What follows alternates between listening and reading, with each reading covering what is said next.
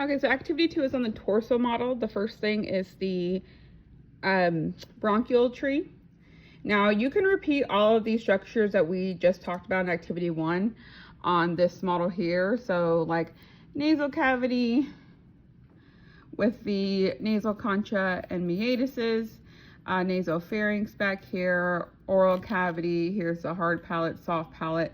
So all of those structures that we just went over on the bust model, you should be able to find most of them on this model as well.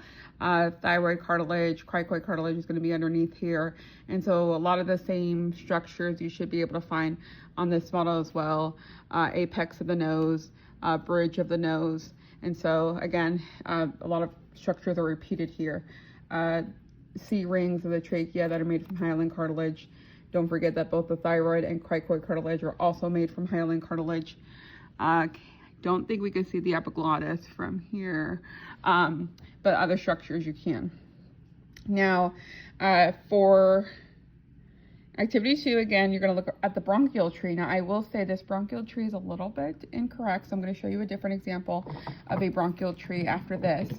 But the first 2 bronchi, we have the right primary bronchus, the left primary bronchus, and then so these are the primary bronchi on either side.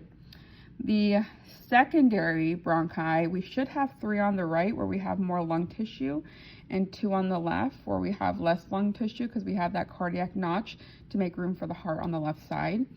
So we should have 3 here. So, and you can kind of see it. I just wish that this yellow coloring went up a little bit more so you can see it a little bit more distinctively.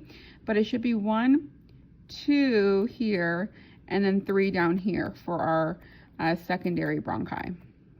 Again, I just wish they would have put the yellow coloring a little bit up further so you can see it a little bit better. Then on the left side where we only have 2 secondary bronchi, here's 1 and 2.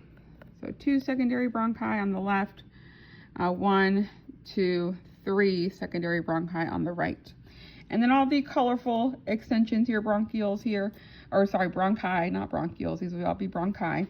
These are the tertiary bronchi. So primary bronchi on either side, 1 right primary bronchus, 1 left primary bronchus, secondary bronchi, 1, 2, and 3 on the right side, 2 secondary bronchi, 1 and 2 on the left side, and then all of these would be, the colorful ones would be the tertiary bronchi. This entire space here would be considered the thoracic cavity. Again, we talked about there being more lung tissue on the left side versus the right side. So let's put these lungs back on, and we'll have 1, 2, 3 lobes on the right side, a superior lobe, middle lobe, and inferior lobe. And then on the left side, only 2 lobes because there's less lung tissue, because again, we have this cardiac notch that makes room for the heart. And so we have a superior and inferior lobe of the left lung. Now we need to look at the hilum. So the hilum is the passageway that allows the bronchial tubes and any blood vessels or nerves to pass through into the lungs. And so this space right here would be considered the hilum. And I want you to be specific and say that this is the hilum of the right lung here, because once we get to urinary system, we will have a renal hilum as well. So you want to make sure that you distinguish those 2 from each other. I pull off the other lung.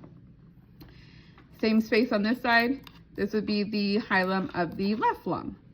Okay. So hilum of the right lung, hilum of the left lung.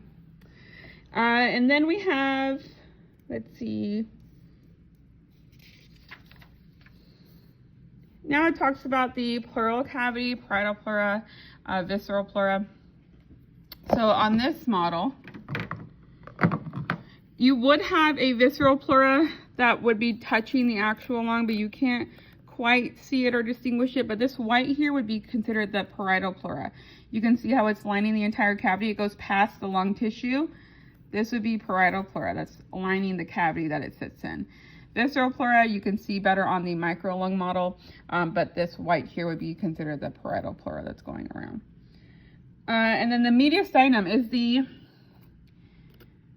section here in the middle that holds the esophagus and the thoracic aorta.